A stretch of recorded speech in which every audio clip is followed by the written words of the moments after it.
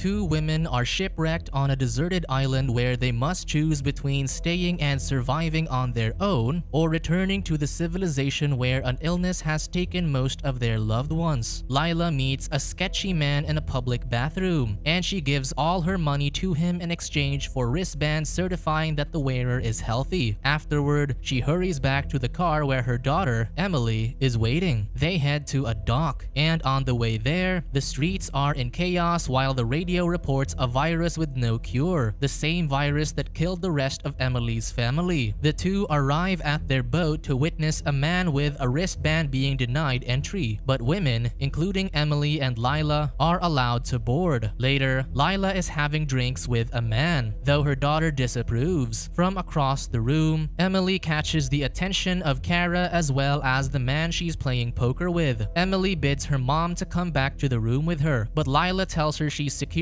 food for their trip. Uncomfortable, Emily leaves as her mom continues to socialize. Shortly after, Kara checks on Emily and advises her to lock the door. Much later, Kara tallies her winnings while Emily prepares for bed and journals while waiting for her mom. Soon, Lila joins her daughter and goes to sleep, too drunk to do anything else. A storm hits that night, and the strong waves toss the boat around. The day after the storm, Kara finds Emily washed ashore and revives her. Emily wakes up with a start and pushes Kara off. Confused, Kara informs her that their ship capsized during the storm, and she hasn't found any other survivors. Although Kara urges her fellow survivor to help build a shelter, Emily sets off to search for Lila but only discovers her journal, leaving her dejected. Later, Kara is building her hut while Emily is busy making a rescue signal. Kara watches her for a bit until a nearby sound alarms her. She walks over and finds coconuts, so she takes one and drinks its juice before sharing her sustenance with Emily. They do brief introductions, but still, Emily remains withdrawn and declines Kara's invitation to join her in the shelter, so the woman leaves her alone. The next day, Emily wakes up to the sound of Kara unsuccessfully spearfishing. She walks over and catches one on her first try, then teaches the struggling woman how to do it. While celebrating Kara's first catch, they notice a chest floating nearby, which they bring to shore. Inside are miscellaneous supplies and possessions that could be useful. Some they even find entertaining. Afterward, Emily remarks that she's hungry, so they set off to gather wood for a fire to cook the fish. Intrigued by Emily's survival skills, Kara asks about her background, but her new friend only gives a vague answer. As night falls, they bond over a conversation about their homes and the things they miss. Emily misses reading, while Kara implies that she's attracted to women. The following day, Kara brings fruits for the two of them to eat. Upon seeing the mangoes, Emily excitedly eats them as the other woman watches her in awe. After their snack, the two attempt to make their shelter feel more like home. Emily, the avid reader, makes up backstories for a family photo, but her friend gets weirded out. Emily instead invites her to go exploring, and Kara reluctantly agrees. Along the way, Emily explains the importance of exploration because they never know what they could discover. Soon, they stumble upon a beautiful waterfall and decide to spend the rest of the day there. On their way back to the shelter, Emily spots a cashew tree and runs to it. Unfortunately, she falls down a trench and sprains her ankle in the process, so her friend helps her up. Back at camp, shaken by the experience, the injured woman reflects on their mortality and expresses her fear of encountering a situation where she can't help Kara. Kara is sure that they can overcome their challenges, but Emily fears the possibility of staying on the island forever as she longs to return to civilization. However, Kara argues that there are more dangers outside the island due to the virus and its effects. Frustrated by Emily's attitude, she storms out of the shelter. Kara chooses to be alone rather than share camp with Emily. As heavy rain pours, she takes shelter in a cave and waits for it to pass. The following day, Kara comes across more wreckage while walking back to camp. She scavenges what she can and brings it with her to their base. Emily apologizes for their argument and recognizes that the island is the safest place for them. She also confesses to being stressed about not knowing her mom's whereabouts. They then celebrate the lucky finds that were found by Kara, who thoughtfully hands Emily a book as they go through the items. Later that night, they have a romantic evening watching the stars. Before falling asleep, Kara begins asking her companion a question but decides against it, unwilling to ruin the moment. The subsequent day also has has heavy rains, so the two are stuck inside their shelter. Emily says Kara has something on her face and caresses it before going in for a kiss. Kara pulls away, worried about the future implications for their relationship, but the other woman reassures her that this is something she wants. The two then continue to warm themselves against the chill rain. The following morning, Kara wakes up first and reaches for Emily's journal, thinking she's asleep. However, Emily reveals she's awake and warns her never to touch her journal. Then, the two snuggle back to sleep. Later, Kara emerges from swimming and joins Emily on the beach where she's reading. Kara notices the campfire has gone out. Then they kiss and start a fire of their own. A while later, Emily is absorbed in journaling. Kara walks over and snatches the journal, starting to read it aloud. She reads a passage about Emily's happiness in being with her but has doubts about their future. This upsets Emily, who says her thoughts are private, and if there's something Kara should know, she'll share it with her directly. As night falls, the two reflect on their experiences since the pandemic began. Kara shares her story of escaping a cult that pressured women to have children and later becoming a poker player to make money. Then, Emily opens up about her family and how she lost most of them early on. She also reveals that Lila resorted to sugar daddies to get by. Under the moonlight, Emily teaches her companion how to weave baskets. They begin talking about Kara's tattoo, in which she shares the story of how she received it from a tattoo artist she stayed with. She explains that it was meant to help her appear tougher, given the situation that she's in. The next day, Emily wonders if someone is looking for them. Kara replies that it's a blessing in disguise that they're on this peaceful island, away from the chaos of the pandemic. They then go for a swim, but Kara gets stung by a jellyfish, so her companion quickly helps her back to their shelter to remove the stingers. Emily spends the rest of the day tending to the injured woman. The following morning, Emily is still watching over Kara, who wakes up. The two then share their feelings and confess their love for each other. Soon, Kara is feeling better and is out gathering coconuts when she notices signs directing her somewhere. She follows it to find her lover's surprise date for her. Emily is tonight's waitress, chef, and date. Later, Emily gives a speech about how being stranded on the island with Kara is where she belongs. After their meal, the two are by the beach, where they hear an engine. Alarmed, they quickly hide. A boat approaches their island, and Finn jumps off and surveys the area. He notices the signs of life on the island and shouts, offering food and water. Then, the couple cautiously reveal themselves, armed with a spear, and Finn expresses joy at finding them alive. He introduces himself as part of a rescue team and asks about their condition. Emily asks about Lila, and he replies that she's already been rescued, and the team is looking for other survivors on nearby islands. He commends what they've done so far to survive on the island, and Kara asserts they don't need to be rescued. Finn says they don't have to decide now since his small boat is only for scouting, and it will take time for the rest of the rescue team to arrive. Kara is wary of him, but after taking his chocolate and peanut butter, the two women eventually let him set up his own camp on the island while waiting for the rescue team. While Emily and Finn seem to be getting along well, Kara busies herself with a spear and watches the two from afar, annoyed by their interactions. That night, the women compliment Finn's cooking and ask him to tell them more about himself. They learn that he and Emily have a lot in common, coming from the same state and losing their family to the virus. He also reveals that he eventually ended up working for the owner of the boat that sank. After dinner, he excuses himself to rest for the night while the two stay behind to clean up. The next day, Finn is hiding and watching the couple from afar. When Emily goes for a kiss, Kara is uncomfortable doing it with Finn around, but her lover brushes it off. As the couple relaxes, the man walks away with a sinister expression on his face. Later, the women approach Finn while he unpacks. They comment on his supplies, and he mentions there's more on the rescue ship if they're interested, but Kara says there's no guarantee they're joining the rest of the survivors. Emily then invites him to swim past the reef, and he accepts as they take more of his stuff. They have fun and later decide to compete for tonight's chores. Emily wins the coconut throwing contest and gets to laze around for the rest of the day. As the losers prepare for dinner, Finn teaches Kara some of his survival skills. During their time together, Finn reassures Kara that he's not a threat to their safety or her relationship with Emily. After some additions to their shelter, Finn and Kara hang around playing poker with a man's supplies on the line. Then, a hungry Emily interrupts the two and reminds them to start cooking. Soon, the three are taking in the scenery when Finn comments on how the place is like a paradise, and he can see why the two are hesitant to leave. leave. Emily asks if he's considering staying with them instead, but Finn quickly dismisses the idea, saying he has things to do off the island, but he's glad to be spending time with them now. That night in bed, Kara is still uncertain about Finn, though she can't quite determine why. Emily suggests that Kara may just have trust issues, and she half-heartedly agrees. Unbeknownst to them, Finn is outside and overhears their conversation. The next day, Finn is on the radio and quickly turns it off when he spots Emily approaching. He informs her that the rescue team will be arriving soon. When the woman asks about her mom, the man says that Lila is excited to see her. Afterward, Emily asks to talk to Lila on the radio, but Finn refuses, saying he has to save the battery. He quickly changes his mind, but then the radio isn't picking up any signal, so he tells her they'll try again later. Seeing Emily look dejected, Finn cheers her up by asking her what she wants to say to her mom. She confides that she was supposed to ask for advice and goes on to say that she feels trapped in choosing between Lila and Kara. Finn suggests that Kara would join her on the boat if she asked. This way, she doesn't have to choose between the two, subtly nudging her to favor getting rescued. A few moments later, Kara announces that she's gathering fruits and invites them to join her. Finn accepts, but Emily declines, taking the time alone to think. During their fruit run, Finn informs Kara that the rescue ship is coming soon. He assures her that Emily loves her, but asks if she would want to risk her lover resenting her for separating Emily from Lila and living on the island with that resentment between them. Later, Emily walks in on her lover packing their things. Kara tells her that she wants to take the pressure off Emily, so she's decided to get on the boat to be with Lila. However, Emily declares she doesn't want to go, and the reason she's feeling guilty is because of choosing her new lover over her mom. She says her time on the island has been the happiest she's been, and she wants to be exactly where she is, with Kara. They kiss, and Kara says she'll go wherever Emily chooses to be. She also acknowledges that Finn is a good guy and decides to trust him. That night, the two set up a surprise for Finn. When he rushes to them after hearing their fake cries for help, he sees the table and asks what the occasion is. Emily replies that it's a celebration, but doesn't clarify if it's for Finn leaving the island or for their rescue. Finn returns the favor by playing music, now unconcerned about saving power since the rescue boat is coming. They enjoy dinner, followed by drinking and stories of their time together. Kara compliments Finn, saying he's a good person for not taking advantage of two women stranded on an island. They toast to his good personality. Then Kara excuses herself for bed, drunk. As Emily is about to join her partner, her favorite song starts playing, and Finn invites her to dance. They share a brief kiss, but Emily pulls away and excuses herself. Before going, she reassures Finn that he's a good person. Early the next morning, Finn is busy packing his things while Emily takes a stroll elsewhere on the island. Unexpectedly, she stumbles upon the corpses of the other passengers of the boat, including her mother's lifeless body. Horrified, she runs back to camp, where she overhears Finn on the radio discussing the sale of her and Kara. Finn turns around, shocked to see Emily there, pointing a spear at him. Shortly, Kara arrives, trying to defuse the situation, but Emily reports that she found Lila's body on the island and that Finn's rescue is actually a trap to capture and sell them. Betrayed and angered, Emily spears Finn, but is immediately hit by the gravity of what she's done. Kara holds her as they both come to terms with the situation and try to figure out their next move. Soon, they spot the supposed rescue boat approaching. Thinking quickly, Kara uses Finn's radio and frantically asks for medical assistance, making the traffickers think they are sick with a deadly virus. Fortunately, the other party doesn't respond, and the women watch the boat change course, avoiding their island. The two hug each other in relief, grateful for their quick thinking that saved them from the traffickers. Later, they make a grave for Lila, and Emily places her book on it as tribute. With closure on Lila's fate, Emily realizes there's nothing pulling her away from the island. She feels content living there with Kara in their own island paradise, their heaven on earth.